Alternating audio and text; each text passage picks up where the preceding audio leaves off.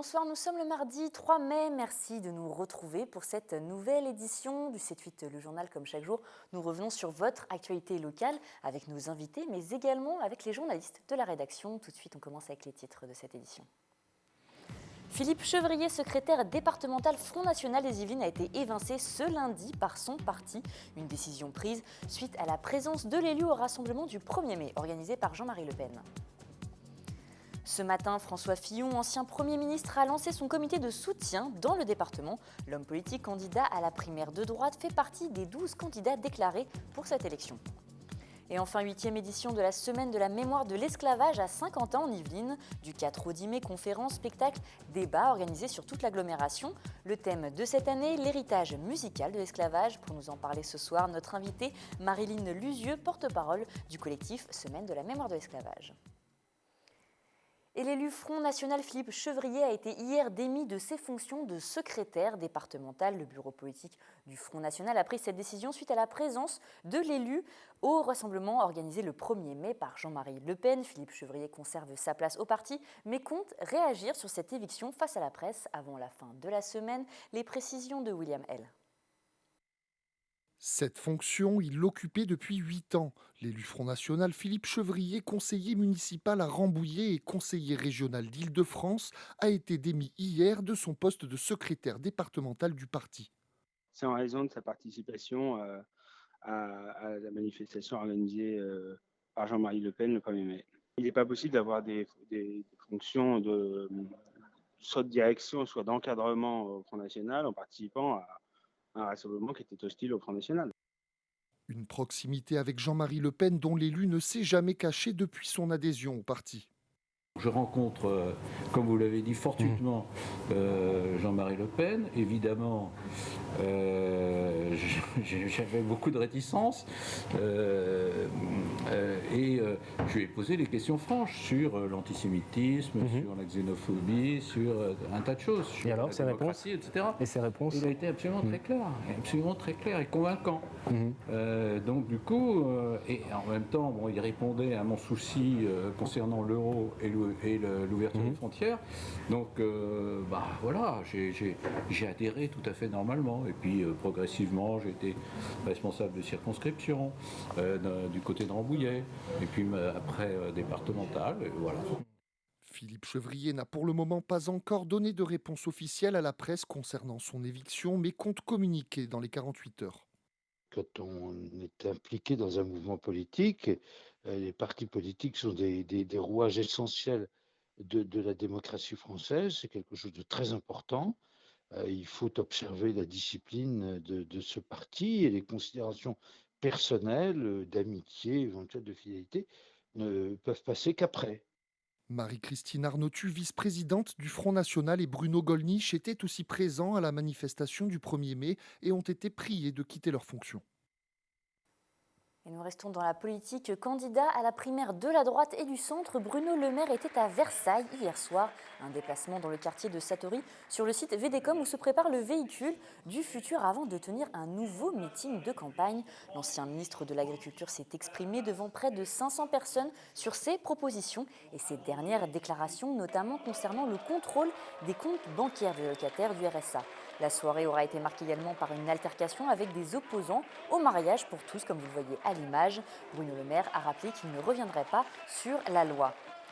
Et juste après ce journal dans le 7-8 politique à suivre, l'entretien réalisé par Wilfried Richy avec le député de l'Eure. Il sera question plus en détail de sa campagne, lui qui figure dans le peloton de tête selon les derniers sondages.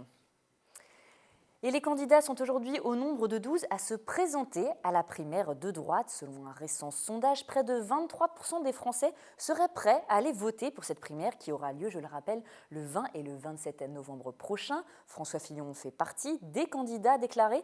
Dans les Yvelines, ses sympathisants se sont rassemblés ce matin pour lancer le comité de soutien de l'ancien Premier ministre dans le département. Un reportage signé Mélanie Poquet.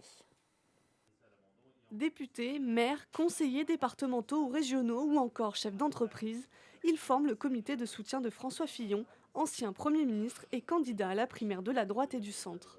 Il sait exactement où en est notre pays dans l'Europe et notre pays dans le monde. Et donc, et par conséquent, il nous paraît celui qui va pouvoir entamer des réformes très vite, parce que c'est ce dont le pays a besoin. Les réformes, ce n'est pas 4 ans après, ce n'est pas 5 ans après, c'est vraiment dès que le président est élu. Qui plus est maintenant, nous sommes dans un quinquennat, et un quinquennat, c'est vite passé. C'est un homme de conviction et c'est le seul qui a compris qu'il fallait annoncer les réformes pendant l'élection pour être légitime et pouvoir les mener dans les 100 jours. 100 jours, c'est pas un vain mot. Quand on voit la situation de notre pays aujourd'hui, il faut vraiment aller très vite. Dans le dernier sondage, le maire de Bordeaux, Alain Juppé, est en tête avec 41% d'intention de vote au premier tour devant Nicolas Sarkozy. François Fillon est lui crédité de 9%. Vous savez, les sondages, on est à 1 an de l'élection présidentielle. On ne va pas rappeler ce qui s'est passé entre Jacques Chirac et Édouard Balladur. Mais quand on va véritablement parler des programmes, je pense que les Français auront vite fait leur choix. Nous n'avons plus la possibilité d'être dans les demi-mesures. Pour être candidat à la primaire, François Fillon doit rassembler les signatures de 250 élus, de 2500 adhérents et de 20 parlementaires. Le 21 avril, François Fillon rendait public 72 soutiens de parlementaires. Et dans quelques instants, nous passerons à notre entretien avec Maryline Luzieux sur la semaine de la mémoire de l'esclavage. Mais avant cela, nous continuons à parler politique. Comme chaque mardi, Wilfried Richy nous a rejoint pour justement parler politique. Il est question de la primaire en vue de la présidentielle. Bonsoir Wilfried. Bonsoir Florane. De la primaire, effectivement, mais ni de celle qui se prépare à droite, ni de celle hypothétique à gauche. Ces derniers mois, plusieurs initiatives plus ou moins citoyennes, bien que parfois aussi un peu politiques, se mettent en place pour désigner un candidat issu du peuple, un candidat désigné de manière démocratique et transparente. C'est en tout cas ce qui est annoncé. Alors, il existe plusieurs initiatives de ce type visant à proposer une candidature citoyenne pour la présidentielle de 2017. 3 initiatives à ce jour. Laprimaire.org, lancée par un entrepreneur et un avocat. La primaire des Français.fr, lancée entre autres par quelques habitués de la politique. Cette fois-ci, Corinne Lepage, la présidente de Cap 21, ou encore l'ancien journaliste et eurodéputé Jean-Marie Cavada. Et puis lavraieprimaire.fr, lancée cette fois-ci entre autres par une élue de l'opposition du Chesnay, sans étiquette. C'est donc dans les Yvelines, Marie Durand-Smet. On l'écoute nous expliquer le mode d'emploi de la vraieprimaire.fr. Cela se passe sur Internet avec les nouvelles technologies, forcément. Nous allons profiter de cette technologie qui est abordable plus facilement, qui est donc le numérique. Et nous allons développer donc une plateforme numérique, la vraie primaire, qui a 2 modules. Un module qui est le module de la tribune, on va dire, pour les candidats. Donc, entre le mois de mars, nous avons lancé le dispositif le 21 mars, jusqu'à fin août, les candidats vont pouvoir s'inscrire. Et à partir de septembre, nous passons dans la 2e phase de la vraie primaire, à savoir le vote. Donc, ça va se passer en plusieurs étapes. On aura des 8e de finale, des quarts de finale, des demi-finales et une finale, pour sortir la plus belle pépite de cette primaire.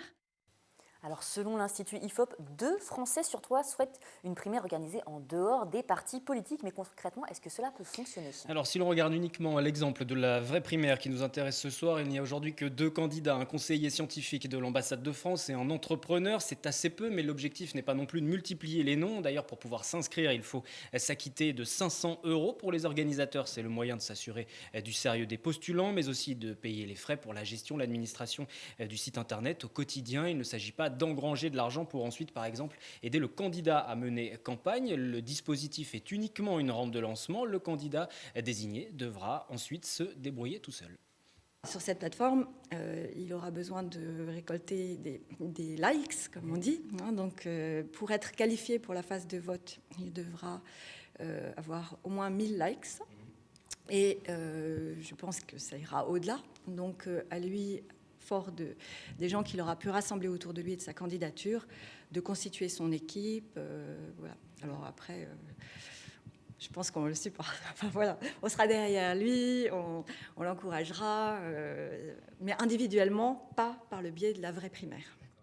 Alors, ce candidat qui sera désigné par le processus de la vraiprimaire.fr ou les candidats de la primaire.org et de la primaire desfrançais.fr, quelle sera sa légitimité? Tout va dépendre du nombre de participants au vote, bien sûr, même s'il y a tout de même aussi un obstacle de taille avant ensuite de se présenter face aux Français. En 2017, il faudra recueillir les signatures de 500 élus d'au moins 30 départements ou collectivités d'outre-mer différents. Et puis, à moins que différents ajustements ne soient décidés par le Conseil constitutionnel, il faudra aussi faire prévaloir cette légitimité auprès des institutions. En tout cas, l'idée montre qu'il y a une envie citoyenne de s'approprier le débat politique. Cela confirme aussi l'envie de renouveau des Français, même si l'on peut regretter que les 3 initiatives qui existent à ce jour n'aient pas réussi à fonctionner ensemble et elles cohabitent chacune de leur côté. Et c'est le seul regret sur cette idée de primaire des Français. Alors, si vous voulez vous lancer vous aussi dans cette aventure et peut-être devenir le prochain président ou la première présidente, Vous êtes candidate ? pourquoi pas? J'y réfléchis, Je vais Wilfried, proposer mais votre candidature. j'ai déjà beaucoup travaillé avec le journal, vous le savez. Alors, sur la vraiprimaire.fr, l'inscription est possible jusqu'au mois d'août. Wilfried, en tout cas, si vous y songez, moi, je soutiendrai votre candidature. C'est très gentil. Merci beaucoup. Et nous passons maintenant à l'entretien. Demain, mercredi 4 mai et jusqu'au 10 mai, s'ouvre la 8e édition de la Semaine de la mémoire de l'esclavage à Saint-Quentin, en Yvelines. Pour nous en parler ce soir en plateau, Marilyn Lusieux, bonsoir. Vous êtes secrétaire du collectif Semaine de la mémoire de l'esclavage. Merci d'avoir accepté notre invitation pour nous parler de cette semaine. Alors, l'objectif de cette semaine est de commémorer également l'abolition de l'esclavage qui a lieu le 10 mai, qui est la date qui a été retenue nationalement. Nationalement, c'est ça. C'est un événement qui est suffisamment mis en lumière, selon vous?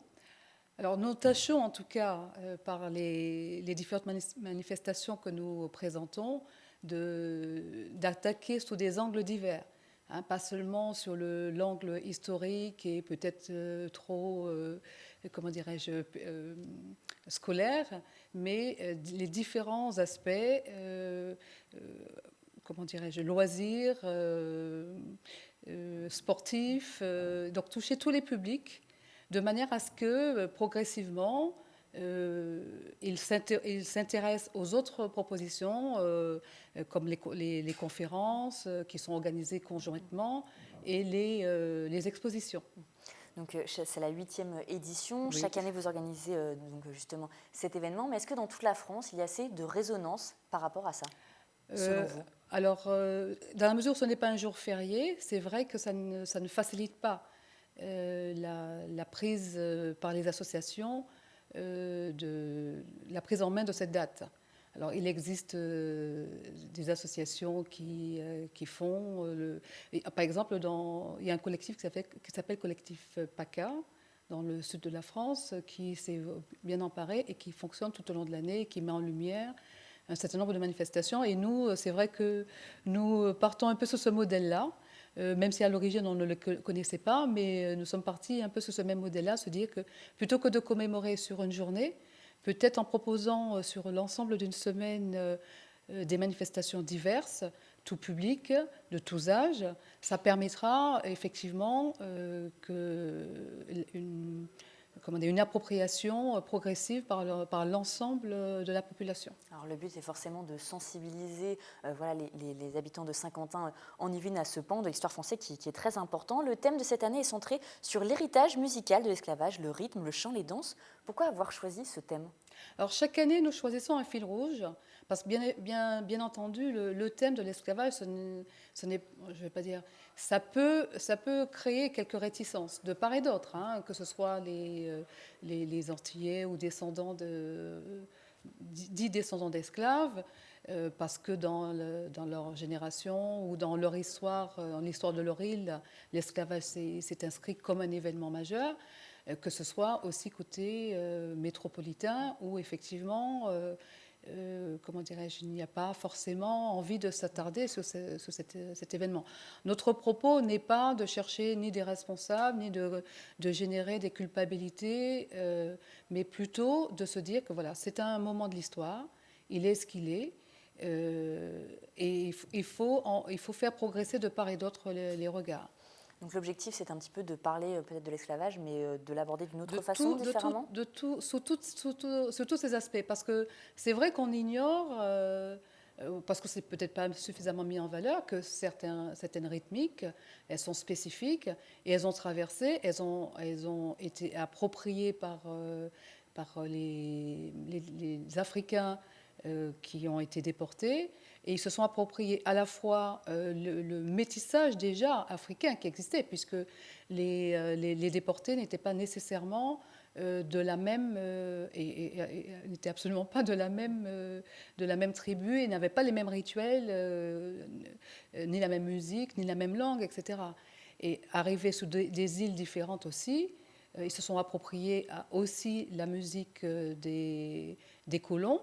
Et c'est ce mix de ça là qui donne les musiques afro-cubaines, les musiques afro-antillaises, la musique dite noire aux États-Unis, et tout ça à La Réunion, le Maloya, etc. Donc tout ça, c'est vrai que c'est important de rappeler que c'était un mode de résistance, parce que la résistance n'est pas forcément armée.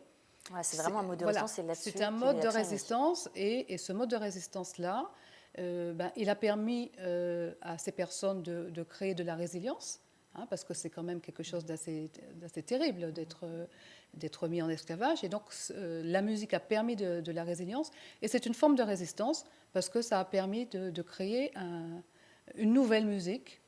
Et quand on voit aux États-Unis maintenant, la musique noire, c'est quasiment elle qui domine le marché. Alors justement, c'est un héritage très important aujourd'hui, que ce soit en France, aux États-Unis ou partout dans le monde, que l'on retrouve dans notre société contemporaine. Vous mettez aussi l'accent justement sur cet héritage dans la semaine de la mémoire de l'esclavage. Voilà, donc tout cet héritage-là, donc si vous regardez le programme notamment du samedi 7, c'est vrai que donc il y a une exposition chaque année, il y a, en fonction du fil rouge, il y a une exposition qui va balayer le thème, et des conférences qui vont aussi balayer le thème. Donc la journée qui va véritablement être sur cette thématique de la musique, des rythmes, etc., c'est la journée du 7, qui est au Conseil de l'agglomération, avec, comme vous le voyez, l'exposition phare, le vernissage aura lieu à 15h, des conférences avec un griot, donc un griot moderne, parce que... Alors si vous pouvez expliquer aux gens qui ne connaissent pas ce que c'est qu'un griot. Alors le griot, en Afrique, c'est quelqu'un qui, puisque on est dans l'oralité, c'était lui qui permettait de transmettre l'histoire. Comme un conteur. Alors, ce n'est pas véritablement un conteur, c'est un conteur de l'histoire des familles, des tribus, et quelque part, c'était le livre d'histoire. Et donc, maintenant, c'est vrai qu'on a gardé que l'aspect musical, parce que c'est vrai qu'il racontait tout ça en chantant, parce que ça permet peut-être de mieux mémoriser aussi. Qui n'a pas appris une leçon en chantant, comme dirait la chanson. Et donc, probablement, ça a contribué aussi à transmettre à cette transmission, et que les tribus n'oublient pas leur histoire, et qu'elles traversent même d'autres pays, puisque les griots, ils étaient vraiment des itinérants du spectacle. Alors donc les points forts de cette semaine, c'est demain l'ouverture, jeudi 5 mai également. Il y a aussi ce qui se passe samedi, et le point d'orgue, c'est le 10 mai. Voilà. Il y a aussi un grand spectacle. Nous avons toujours à cœur de terminer. Alors, c'est vrai que les discussions qui nous ont conduits à choisir ces dates-là, c'était savoir est-ce qu'on commençait par le 10 mai ou est-ce qu'on terminait par le 10 mai. Finalement, on a opté pour terminer en point d'orgue avec le 10 mai, parce que c'est la date qui a été retenue nationalement, et ça nous permet à ce moment-là de porter l'accent sur cette date-là avec... selon, alors quand c'est en week-end, c'est plus facile parce qu'on peut porter beaucoup plus d'actions, mais là, vous voyez, on termine avec un très beau spectacle qui est proposé par Illicit Dance et Melting Voice. Ils ont créé cette comédie musicale-là, qui s'appelle Haute tes chaînes, et qui, il faut savoir, alors c'est déjà à guichet fermé, donc dommage, mais sachez que je crois que vers septembre, ils reproposeront ce spectacle-là. Et donc, ma foi, on leur souhaite bonne chance avec ce spectacle sur la ville nouvelle et ailleurs. Alors, l'événement d'ouverture qui a lieu demain à 9h se fera avec des enfants, des classes de primaire notamment. C'est important de les associer justement à cette thématique, même s'ils sont assez jeunes quand même. Alors, c'est vrai que quand on regarde les livres d'histoire, il y a des moments, il y a des points d'entrée pour pouvoir parler de cela, mais ça reste des choses vraiment très, très succinctes, ou vraiment comment dire, assez réductrice. Donc ça nous paraissait important aussi dans notre, comment dirais-je, notre mission, entre guillemets, que nous sommes auto-octroyés, mais tout de même, c'était peut-être d'apporter, de contribuer par nos efforts, par les expositions que nous créons, parce que là, ça veut dire que nous avons au moins 8 expositions qui sont disponibles et qui peuvent être comment dire, proposées aux écoles, qu'elles peuvent, elles nous sollicitent, et ces expositions peuvent être mises à disposition des écoles. C'est important parce que c'est l'histoire, c'est notre histoire commune. Et comment dirais-je, pour que tout le monde puisse vivre en paix, en harmonie, c'est important de savoir, sans recherche de revanche, c'est vraiment indispensable de comprendre que chacun a apporté sa pierre à l'édifice qu'est maintenant la nation française. Donc c'est un moyen d'approfondir, peut-être d'améliorer également le vivre ensemble. Il y a des conférences, des débats sur des thèmes qui sont organisés voilà, autour justement de l'esclavage. C'est un moyen de combattre aussi certains clichés qui ont toujours peut-être la vie dure. Je pense notamment aux clichés qui sont abordés, les débats et tables rondes. C'était un choix de votre part? Ah oui, alors notamment celui, les Noirs ont-ils le rythme dans Je dans pense la peau? exactement à celui-là, voilà. Effectivement, bon, alors c'est à la fois le clin d'œil et puis effectivement, parce que même nous, on pourrait être dans accepter et intégrer aussi ce cliché-là. Bon, la question du rythme, c'est la question de l'éducation, de l'environnement dans lequel on vit. Et il y a des Noirs qui n'ont pas le rythme, il y a des Noirs qui ont le rythme, et il y a des Blancs qui ont le rythme, et il y a des Blancs qui n'ont pas le rythme. Et ça, c'est important aussi de casser certains codes, certains clichés qui font qu'on stigmatise à tort en réservant des pans. Nous, ce qu'on veut, c'est qu'un enfant d'origine noire, forcément métissé de toute façon à l'heure actuelle, en tout cas pour ce qui relève de nos pays d'hommes-tom, doit se dire, je peux... Tout m'est ouvert. Je ne peux pas être que footballeur ou que musicien, ou que je peux être ingénieur, je peux être de tout, homme politique, etc. Prendre ma place et m'investir politiquement ou dans d'autres domaines de recherche développés. Eh bien, ce sera le mot de la fin. Merci beaucoup Marine Luzieux d'être venue sur notre plateau. Alors, je le rappelle, la semaine de la mémoire à 50 ans d'Yvelines sur l'esclavage, ça commence demain. C'est jusqu'au 10 mai. Si vous voulez plus d'informations, n'hésitez pas à vous rendre sur le site internet qui s'affiche en bas de votre écran. Merci à vous. Et un mot de golf. À présent, le golf national de Saint-Quentin-en-Yvelines a réouvert ce samedi le parcours de l'Albatros après 10 mois de fermeture pour travaux. Pour l'occasion, un événement baptisé 11 bouges a été organisé. Au programme, un concours de précision et des animations avec l'ancien joueur de l'European Tour, David Edwards, au niveau du trou numéro 11. Regardez ce reportage signé Mickaël Elmidoro et Patrick Jacques de Dixmude. Après 10 mois d'abstinence, les golfeurs de Saint-Quentin-en-Yvelines ont pu à nouveau taper la balle blanche ce samedi sur les greens de l'Albatros. Le parcours était fermé pour travaux en vue de la Ryder Cup 2018. Pour fêter cette réouverture, les responsables du centre ont organisé une journée baptisée 11 bouges avec des animations. C'est de dire aux gens, on réouvre, on est ouvert, revenez découvrir parce qu'il faut redémarrer la machine pour nous. On n'a pas pu accueillir ces clients pendant 10 mois. Maintenant, il faut qu'on fasse une opération de séduction pour qu'ils reviennent. Pour que l'opération séduction fonctionne, la journée a débuté par un show humoristique avec l'ancien golfeur de l'European Tour David Edwards. Le sportif a présenté à cette occasion ses techniques. J'espère que les gens ont aimé mon show et que tout le monde va chercher à revenir encore au golf national de Saint-Quentin-en-Yvelines. Il y a vraiment quelque chose de très très spécial ici. Après le show, les 1000 golfeurs présents pendant la journée ont pu s'essayer à un concours de précision au trou numéro 11. Le secteur a été totalement remodelé avec un lac et les difficultés ont été modifiées. On ne le reconnaît pas, il était un peu moche avant, mais là il devient un peu technique, il faut être précis avec le vent. Donc je trouve que le trou il a beaucoup changé. Très grand, très grand, un plan d'eau beaucoup plus grand que la normale et assez impressionnant. Les professionnels découvriront le nouveau parcours de l'Albatros à l'occasion de l'Open de France. La compétition est programmée du 30 juin au 3 juillet à Saint-Quentin-en-Yvelines. Les petits chanteurs de demain s'étaient donné rendez-vous samedi à Cernay-la-Ville. C'est ici que s'est déroulé ce week-end la deuxième édition du concours de chant organisé par le cabaret du Bout des Prés. Une chance pour les enfants de montrer leur talent. Regardez ce reportage signé Guillaume Square.